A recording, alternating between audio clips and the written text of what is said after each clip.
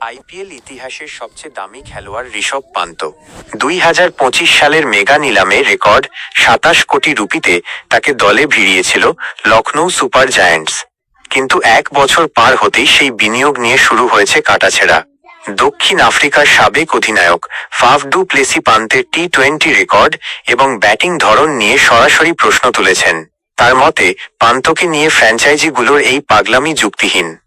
Star স্পোর্টসের এক অনুষ্ঠানে ডু প্লেসি বলেন, বর্তমানে টি-20 ক্রিকেটে কোচ এবং অ্যানালিস্টরা প্রতিটি ছোট ছোট পরিসংখ্যান নিয়ে কাজ করেন। অথচ পান্তের টি-20 রেকর্ড যদি দেখেন, তা মোটেও আহামরি কিছু নয়। তাহলে তাকে নিয়ে কেন এত মাতামাতি? কেন প্রতিটি দল তাকে পেতে মরিয়া হয়ে থাকে? 2025 মৌসুমে লখনৌর হয়ে পান্তের পারফরম্যান্স ছিল বেশ হতাশাজনক।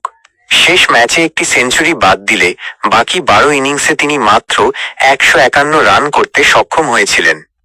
তার দল লখনৌ টুর্নামেন্ট শেষ করেছিল 7ম স্থানে থেকে। পান্তের ব্যাটিং স্টাইলকে উদ্ভট আখ্যা দিয়ে ডু প্লেসি বলেন, পান্তের মাথায় সবসময় অনেকগুলো অপশন ঘোরে।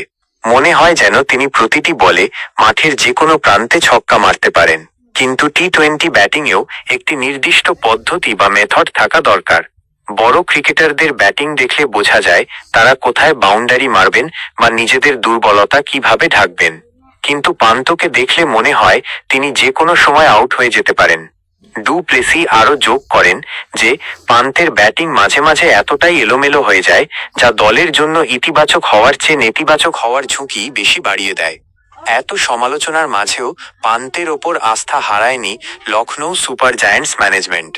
2026 আইপিএলেও তিনি দলটির অধিনায়ক হিসেবে থাকবেন।